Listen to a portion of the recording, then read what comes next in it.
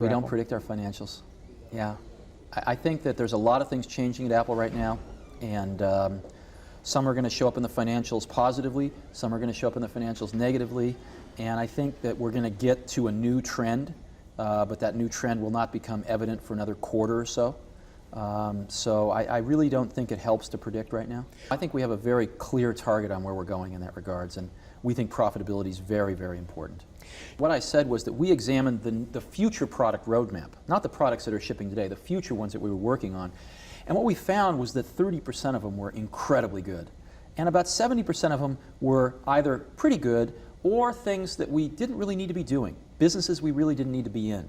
And so we've pared a lot of that back so we could focus the same amount of original resource even more on what was remaining and add a few new things in. So the resources that we're investing are equal or greater than we have been, but it's on fewer things, so we're going to do a better job at them, I think. There are not going to be any corporate massive layoffs. What we're doing is we have, I think, a pretty clear direction now, and each group is looking at the work plans to do what they need to do to accomplish the pieces of that they have to do. And we are reorganizing some things a little bit differently, combining things in a few different ways. And in some cases, when the music stops, there'll be some people that don't have a chair. But that'll be on a department-by-department basis. It'll be, you know, a fairly low-key thing. We're not talking about any massive layoffs. Well, you know, again, we don't predict, but what I will say is two things. Number one, Apple's trading at around 1/3 times its sales right now. Many of Apple's competitors are trading at 2 to 5 times their sales. So that's just one observation. You can draw whatever conclusions you want. And the second thing I would say is that somebody taught me a long time ago a very valuable lesson, which is if you do the right things on the top line, the bottom line will follow. And what they meant by that was if you get the right strategy, if you have the right people, and if you have the right culture at your company, you'll do the right products, you'll do the right marketing, you'll do the right things logistically and in manufacturing and in distribution. And if you do all those things right, the bottom line will follow. So yes, we have obviously plans about where we'd like to see the bottom line, but we are focusing most of our energy not on financial re-engineering, because that's not what's been troubled at Apple. We're focusing our energy on the right product strategies, the right market strategies, the right communication strategies, the right logistics and distribution strategies. And the team is making, I think, very strong strides in these areas. And you'll start to see some of this stuff appear, you know, in the next 90, 120 days. So I'm actually really happy about this. I sold my stock before I got the call from the board that they wanted me to come in and shepherd Apple for this period. And that was unfortunate. I wish the call had come a week earlier, but I wasn't a mind reader, so I didn't know. And in terms of my own, you know, personal financial stuff, I usually don't discuss that with people except my family. I'm working pretty hard, and so are a lot of people, but I'm one of them. My car's there pretty early, and it's in the parking lot pretty late, and on weekends. So, and I value my family time a lot, so I'm pretty committed to this. And seeing Apple turn around the company, I mean, I started the company with Steve Wozniak in my parents' garage, you know, 20 years ago, and over 22 years ago. And so there's a definite place in my heart for this. I'm drawing a salary of, I think, $1 per year. So I hope I'm not burdening the shareholders too much, and I very much want to see Apple get turned around, and I think it's gonna. So I don't know how much more committed I could be. If people need these symbols, well, maybe that'll happen, I don't know, but you know, my answer to them is I don't know how I could be working any harder. And we are starting to make some changes in the channel. We are starting to talk to our major channel partners and see who's going to really make a big recommitment to Apple, who's going to put an investment in to really make sure that the buying experience is so much better than it has been. And again, I'm incredibly pleased with the results we're getting. The key channel partners are coming back saying, you know, I believe in you guys, what you've shown me. I'm incredibly excited about it, and I want to clean up this retail experience for the customer. I think it's going pretty well. I mean, these things are never happen overnight, but we've had more people of very high quality be interested than I expected. And the board, do you think the board agrees on what's right for Apple, or are they still in the getting to know me and each other? Well, You know, you're talking about a very talented group of people on this board. I mean, several And CEOs, opinionated. very opinionated, which is great. But you know, great people, when they have different opinions, they usually can convince each other that one of them's right, or pick one that's better than all of them within a very short period of time. So this is a group of people that is quite talented. And you've got a lot of CEOs. I mean, Larry Ellison, CEO of the second largest software company in the world. Bill Campbell, CEO of Intuit, one of the largest consumer software companies in the world.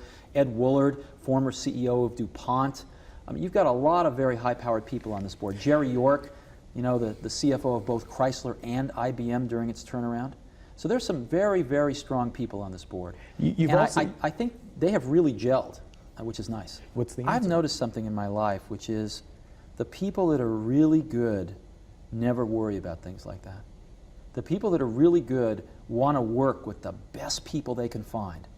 Hopefully people that are even better than them. You know? I mean, that's my view of things, is if you work with people that aren't as good as you, then you know, you become a country of midgets. If you work with people that are better than you, then you really grow. So I guess, what can I say? If the CEO you find, you've got a great deal, the great person, you're ready to close the deal, and he says, or she says, you know what, Steve, I want your advice, I don't want you on the board. You go? Oh, sure, I've told the board if that was a problem, I would. The reason that we recruited such a strong board is so that we have a strong board. And this strong board is going to do the right thing for Apple. They're not going to do the right thing for themselves. They're not going to do the right thing for me. They're not going to do the right thing for some new candidate they want to lure away. They're going to do the right thing for Apple. And whatever that is, I support that 1,000%. And every board member supports that 1,000%. So, you know, that's why we recruited such good people. I mean, these are not you know, old crony friends of one person or another. These are very independent, very talented people. And they're going to do the right thing for this company. Well, I think, you know, I actually don't look at it as a deal. I look at it as an event that was the beginning of putting the relationship between the two companies back on track. Again, Apple and Microsoft together own 100% of the desktop computer market. And it was crazy that these companies weren't working together. Now, again, they're not going to see everything the same way. We're very different than Microsoft. So there are a lot of things we're going to see things differently. But that doesn't mean that there aren't a lot of things where we can see things the same and work together for things that are good for the customer and where we both can make money. So what we've tried to do is normalize the relationship with Microsoft so that we can be very different but still do business together and do things that are right for the customers. And I think that was, the relationship had been so polarized that that wasn't taking place. Since that event, we've started a lot of things with Microsoft that I think will be really good for customers. You know, clearly putting the relationship back together was Bill and Steve, because Bill and I go way back. And as you know, when I was at Apple, there was not a hostile relationship between the two companies. As a matter of fact, Macintosh was the first platform that brought Microsoft into the applications business. So my feeling is that, you know, Bill and Steve have ignited a relationship, but now it is really permeated fairly far in the organizations, and there's a lot of stuff going on. We still see things very differently in some ways. And so don't expect us to become like Microsoft, and don't expect Microsoft to become like us. But there's a lot of things we can be doing together nonetheless, as the two people that really are responsible for the desktop computer industry. I think the situation had become so polarized that I wasn't that surprised. Emotionally, I was a little surprised, but intellectually, I wasn't. But you know, it takes people a little time to get used to new things. And what we have to do is to change Apple in those ways that make sense, and to vigorously not change Apple in those ways that Apple is great. So I think that, you know, you're going to see some of each. You're going to see Apple remaining absolutely recommitted to its values, you know, and you're going to see Apple change in some things that it just either are outdated or haven't worked or don't make sense anymore to the customers. Did it hurt? What's that? Did it hurt to have your people, the people who, you know, love you, boo you like that? I didn't know this was People magazine. No, well, this is, There is, well, and I'd like you to answer you brought it up yourself. You said emotionally, you had a different reaction. No, I mean, I don't feel my job is to win a popularity contest right now. I feel my job is to help the team at Apple do the right things to turn this company around so that it can really prosper again. And I think that's going to happen.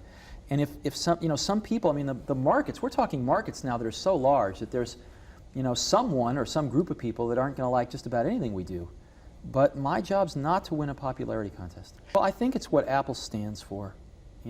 It's a very rare thing in this world when a company can really bring sort of the right and the left brain together and say, we're about doing, the right things to make money in a successful business, but we also have the passion and the creativity and the inventiveness to push this industry forward and to work with our customers to take these tools in ways they've never been before to help them go change the world. And Apple has a track record of doing just that.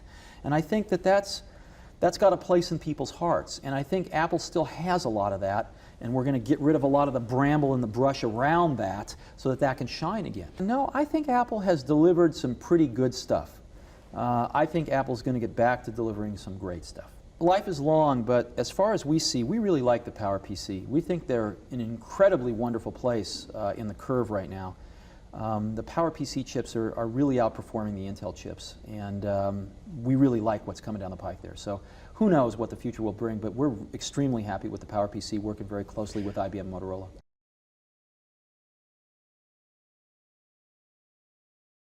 Hey there, thanks for checking out CNBC on YouTube. Be sure to subscribe to stay up to date on all of the day's biggest stories. You can also click on any of the videos around me to watch the latest from CNBC. Thanks for watching.